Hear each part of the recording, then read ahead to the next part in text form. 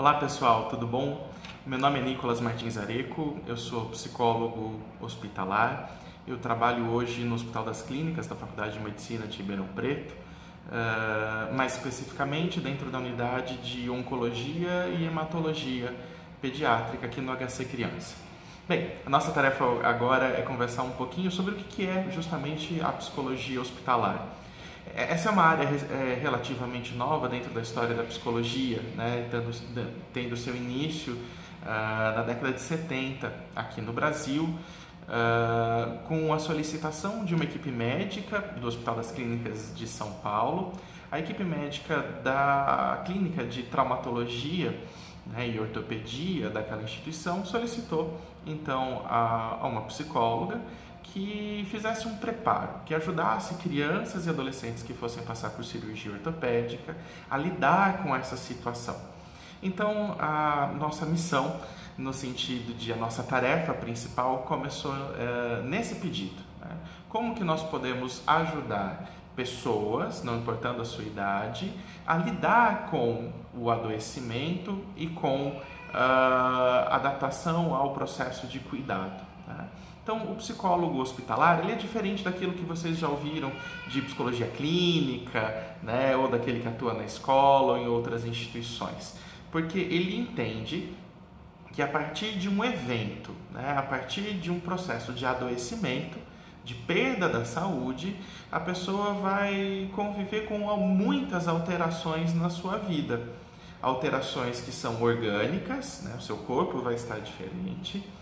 Alterações que são sociais, porque se trabalhava, às vezes não vai poder trabalhar mais, se estudava, vai precisar se afastar da escola, né? Ou se convivia com amigos, com família, às vezes a convivência vai ser alterada por conta dessa doença e desse tratamento proposto, né? E que isso vão causar repercussões, né, efeitos psíquicos. A pessoa vai começar a sentir coisas, ter emoções, sentimentos, pensamentos diferentes do que tinha até então. Então, o grande papel do psicólogo que se insere no hospital, psicólogo hospitalar, é cuidar das transformações da vida da pessoa a partir de um adoecimento, que pode ser agudo, ou seja, acontece de uma vez só, ou crônico, que se estende ao longo do tempo.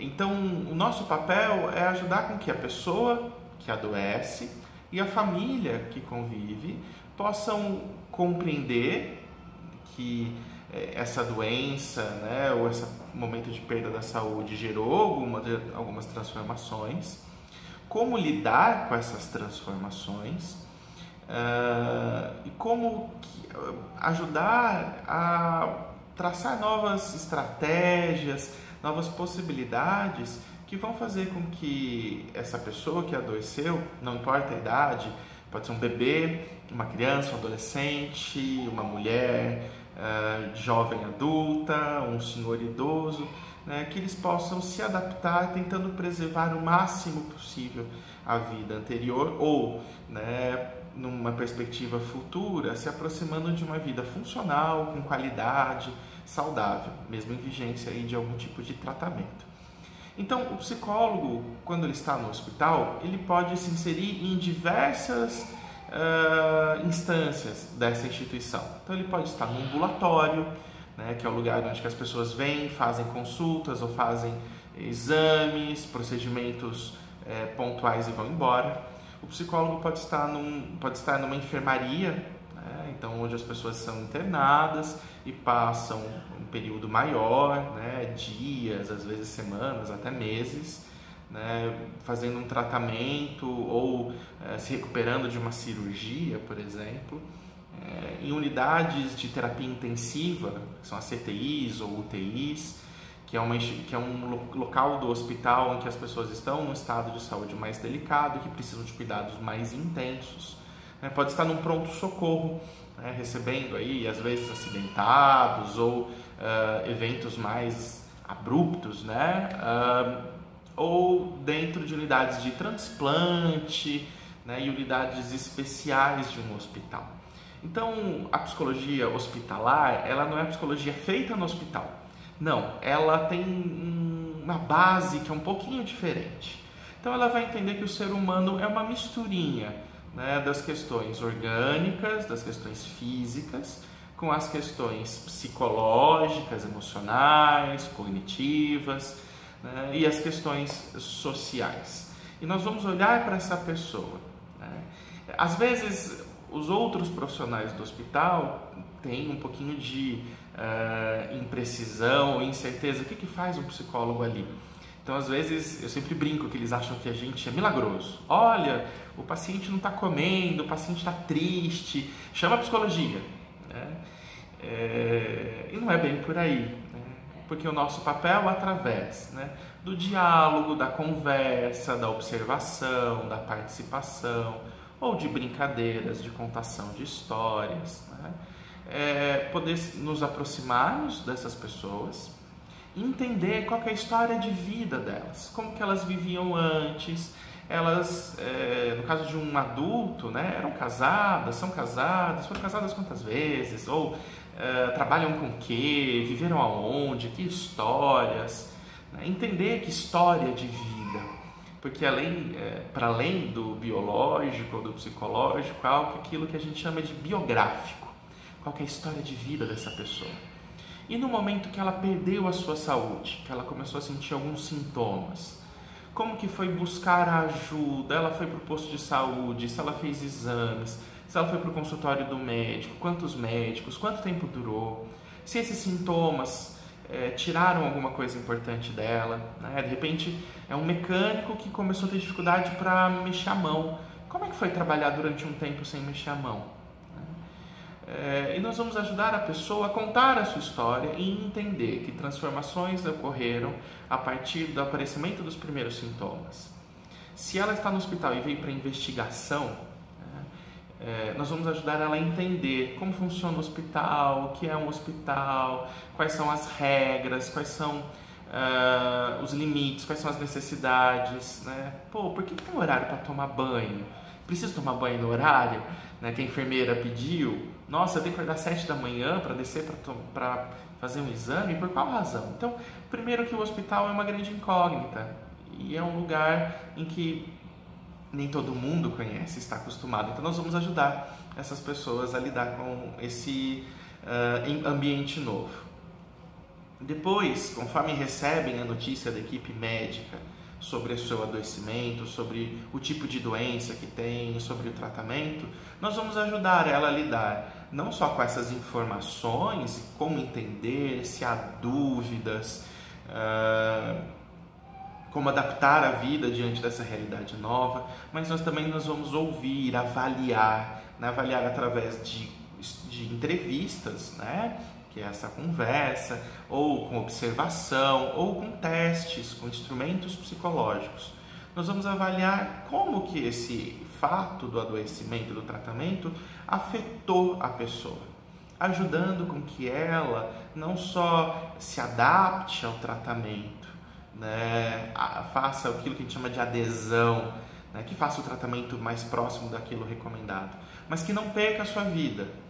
E não use a frase, quando acabar o tratamento eu vou fazer isso, quando acabar o tratamento eu volto a ver meus netos, ou a trabalhar, a brincar, né? Para que dentro do tratamento se resgate o que é aquela história e que pontos podem ser preservados, não é?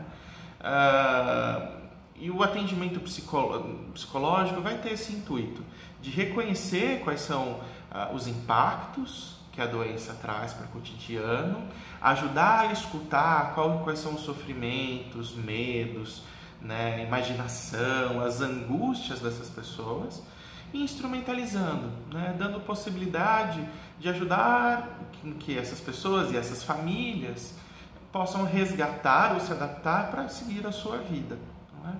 Às vezes a pessoa tem muita dificuldade para conversar com o médico. Cabe ao psicólogo hospitalar, quando possível, ajudar a pessoa na consulta. Eu brinco que ficar de tradutor, né? Porque muitas vezes a pessoa está tão assustada, tão angustiada, com tanto medo, que nem consegue formular as suas perguntas para os médicos ou para a equipe e nem consegue ouvir as respostas. Então a gente atua como tradutor, né? E o psicólogo ele vai acompanhar no processo então de diagnóstico, durante todo o tratamento, o processo de de pós-alta, essa pessoa acabou o tratamento, está bem, mas quais são os impactos, as repercussões dessa experiência? Ou caso a pessoa não consiga, né, não seja possível acabar com a doença, curar a doença, nós vamos ajudar então naquilo que a gente chama de cuidado paliativo, não é? Que é o cuidado diante da impossibilidade de cura e, quando necessário, diante da própria morte. Então, lidar com a promoção de saúde, de vida, mesmo em face de situações tão extremas e tão delicadas. Então, o cotidiano do psicólogo hospitalar é muito agitado, né? Não tem necessariamente um local que ele fica quietinho, né? Então, nós estamos na rotina, lidamos e interagimos intensamente com médicos, enfermeiros, fisioterapeutas, terapeutas ocupacionais, fono, enfim, equipe interdisciplinar inteira. Acompanhamos os procedimentos, vai tirar sangue, a pessoa tem medo de tirar sangue, nós vamos juntos, né? Ajudando ela a lidar com a situação. Então, nós estamos surfando, navegando junto com o paciente, com o intuito, como eu disse, de promover vida mesmo e promover qualidade de vida e liberdade, autonomia, mesmo diante de situações complicadas, né?